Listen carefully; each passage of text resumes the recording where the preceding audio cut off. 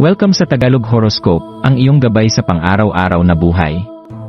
Dito, hatid namin ang iyong horoscope araw-araw.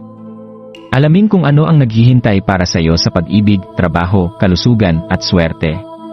Samahan kami para mas maunawaan mo ang mensahe ng universo para sa iyong araw. Huwag kalimutang mag-subscribe, i-like ang aming mga video, at i-share sa iyong mga kaibigan. Simulan natin ang araw ng may inspirasyon mula sa mga bituin.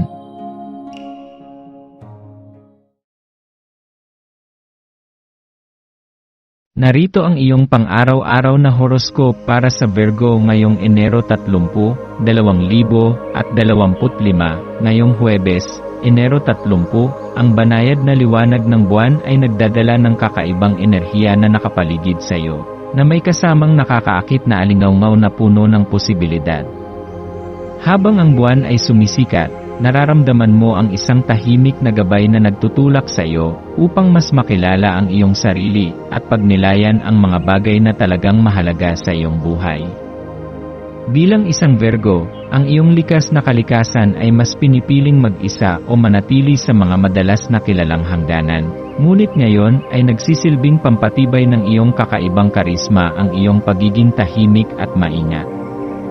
Bagamat ito ay maaaring magsilbing proteksyon, ito rin ay nagsisilbing isang kasangkapan na nag-akit ng pansin mula sa iba, na nagpapaisip sa kanila tungkol sa mga kalaliman ng iyong kaluluwa at mga pananaw.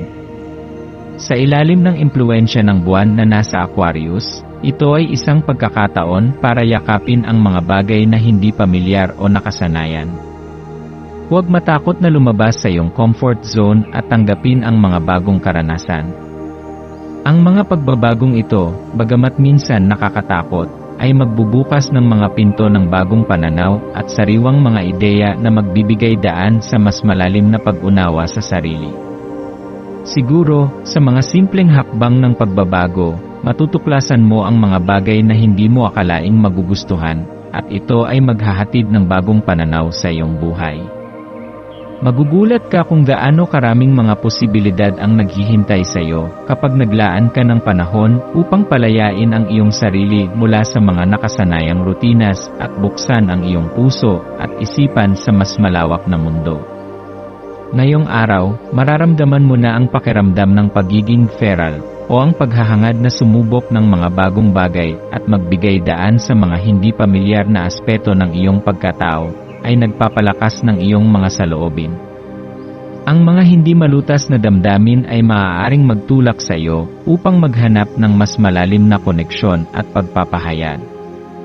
Hayaan mong maramdaman ito, ang iyong puso ay maaaring magtulungan sa iyong isip upang maipahayag ang mga hinagpis o pangarap na matagal nang naipit. Kung minsan, ang pagiging malaya sa mga dating limitasyon ay nagiging susi sa pagpapalaya ng mga matagal nang nais iparating ng iyong kaluluwa.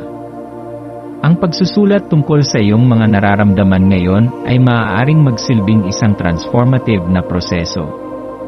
Sa pamamagitan ng pagsusulat, maaring makita mo ang mga aspeto ng iyong buhay na may taglay na mga tanong at nais ng pagninilay. Ang aktibidad na ito ay hindi lamang tungkol sa pag-aorganisa ng mga ideya, kundi pati na rin sa pagpapalabas ng mga emosyon na matagal nang nakatago.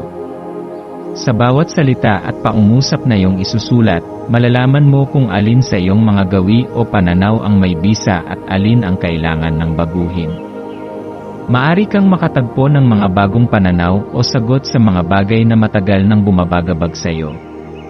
Ang pagsusulat ay nagsisilbing gabay upang magbigay liwanag sa mga aspeto ng iyong buhay na matagal nang nakaligtas sa iyong pansin.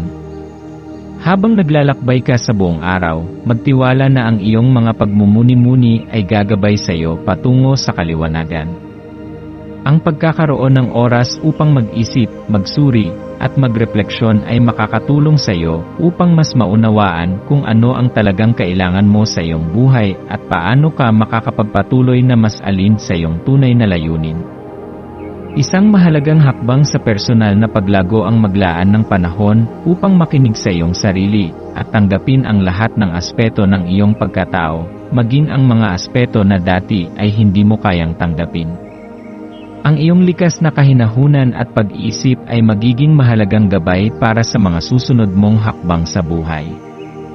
Ang insights na makukuha mo ngayon ay magsisilbing isang kumpas na magbabalik sa iyo sa iyong tunay na daan. Sa pagtatapos ng araw, hayaan mong maramdaman ang mga pagninilay na nagawa mo sa buong araw na ito. Ang araw na ito ay nagsilbing isang pagkakataon na mas mapalapit ka sa iyong sarili at mas maunawaan kung paano mo dapat patnubayan ang iyong landas. Huwag matakot na yakapin ang iyong mas malalim na damdamin at nais na pagninilay, dahil sa ganitong paraan mo matutuklasan ang tunay na halaga ng buhay na higit pa sa mga nakasanayan mong pananaw. Ang pagiging bukas sa pagbabago at ang pagtanggap sa iyong kahinaan at kalakasan ay magiging susi sa iyong tagumpay. Kung magpapatuloy kang magbigay ng panahon sa iyong sarili upang matutunan at mas mapalalim ang iyong sariling pag-unawa, tiyak na magdadala ito ng mas maraming positibong pagbabago sa iyong buhay sa mga susunod na araw. Ang araw na ito ay isang paalala na ang tunay na kaligayahan ay nagmumula sa pagkilala sa sarili at ang pagpapalaya sa mga hangganang nilikha mo. Ang iyong kakayahan na mag-reflect at mag-isip ng malalim ay nagbibigay daan sa mas malalim na koneksyon sa iyong espiritu at sa iyong layunin. Sa bawat hakbang ng self-discovery, ang iyong landas ay magiging mas malinaw at mas madali mong matatamo ang mga bagay na talagang makapagpapaligaya sa iyo. Huwag kalimutang pahalagahan ang bawat sandali ng pagmumuni, sapagkat ang mga maliliit na hakbang ng self-awareness ay nagiging daan sa mas malalaking pagbabago at tagumpay sa hinaharap.